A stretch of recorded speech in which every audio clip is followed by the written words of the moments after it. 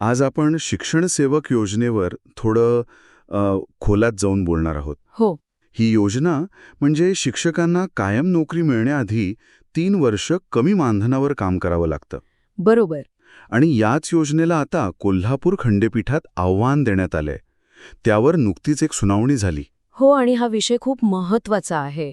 म्हणजे तो फक्त पगारापुरता नाही आहे. नाही, अजिबात नाही. याचा थेट संबंध आपल्या शिक्षण व्यवस्थेच्या दर्जाशी आणि शिक्षकांच्या मूलभूत हक्कांशी आहे. अगदी. त्या सुनावणीत न्यायालयाने सरकारला एक खूप थेट म्हणजे बोचरा प्रश्न विचारला. अच्छा. ते म्हणाले, शिक्षण सेवकांना बेसिक पगार, वेतनवाढ आणि बाकीच्या सुविधा द्यायला नेमकी अडचण काय आहे? आणि गंमत म्हणजे त्यांनी एक तुलना पण केली की पोलीस भरतीमध्ये उमेदवारांना ट्रेनिंगच्या काळात बेसिक पगार मिळतो. हो. मग जे आयुष्य घडवतात त्या शिक्षकांना फक्त तुटपुंज मानधन का? हा मुद्दा खूपच महत्वाचा वाटतो, नाही का? हो ना. आणि इथेच प्रकरण अधिक रंजक होतं. न्यायालयाने फक्त प्रश्न विचारून नाही सोडून दिलं. मग त्यांनी महाराष्ट्राच्या आर्थिक स्थितीकडे बोट दाखवलं. आपल्याकडे जी माहिती आहे त्यानुसार सर्वाधिक गुंतवणूक आणि जीएसटी संकलनात आपलं राज्य देशात पहिल्या क्रमांकावर आहे. अरे वा. हो. तर न्यायालयाचा रोख असा होता की जे राज्य आर्थिक आघाडीवर इतकं मजबूत आहे त्याला आपल्या शिक्षकांना योग्य वेतन द्यायला अडचण काय यावी? हा एक प्रकारे सरकारला विचार करायला लावणारा प्रश्न होता. म्हणजे कोर्टाने थेट आर्थिक आरसाच धरला सरकारसमोर. अगदी. पण या आर्थिक आणि कायदेशीर मुद्द्यांच्या पलीकडे याची एक मानवी बाजू पण आहे. बरोबर. 16,000 रुपयांत विशेषतः मुंबई पुण्यासारख्या शहरात घर चालवणं किती अवघड आहे हेही कोर्टाने नमूद केलं. खूपच कठीण आहे. पण मला एका गोष्टीने खरंच मोठा धक्का बसला. कुठल्या? गेल्या 1.5 वर्षात जवळपास 10 ते 15 शिक्षण सेवकांचा मृत्यू झाला, पण त्यांना शासनाकडून कोणताही वैद्यकीय लाभ मिळाला नाही. हो, ही खूप गंभीर बाब आहे. म्हणजे आजारी पडल्यावर त्यांच्याकडे उपचारासाठी कोणताच आधार नाही. हे कसं शक्य आहे? हो, आणि तुमचा हाच मुद्दा आपल्याला या केसच्या सर्वात मोठ्या टर्निंग पॉइंटकडे घेऊन जातो. म्हणजे याच मुद्द्यावर न्यायालयाने एक अत्यंत महत्त्वाचं निरीक्षण नोंदवलं. अच्छा.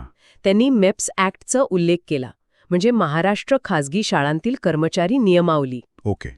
न्यायालयाने स्पष्ट केलं की या कायद्यानुसार शिक्षण सेवक हे वैद्यकीय सुविधा आणि इतर वैधानिक लाभांसाठी आधीपासूनच पात्र आहेत. काय सांगताय? थांबा.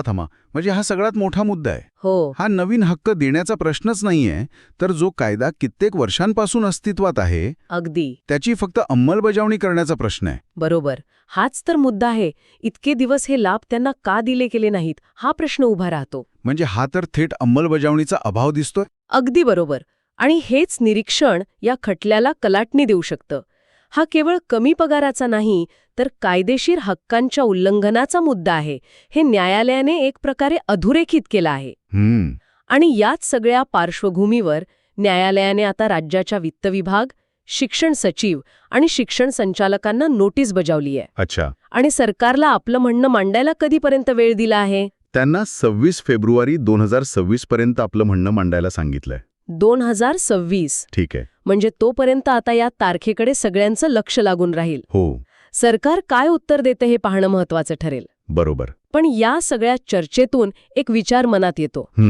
पुढच्या सुनावणीत काय होईल हे तर कळेलच, पण त्यापलीकडे एक मोठा प्रश्न आहे. कोणता? शिक्षक हे कायदेशीर लाभांचे हक्कदार आहेत हे न्यायालयाचं निरीक्षण आहे की नाही? हो. हे फक्त एक मत नाहीये. बरोबर. याचा अर्थ विद्यमान नियमांचं पालन होत नाहीये हे कोर्टानेच सूचित केलंय. हो. तर मग प्रश्न असा आहे की केवळ पुढच्या तारखेची वाट न पाहता या निरीक्षणावर शासनाची आजची नैतिक जबाबदारी काय असायला हवी? हा विचार करण्यासारखा मुद्दा आहे.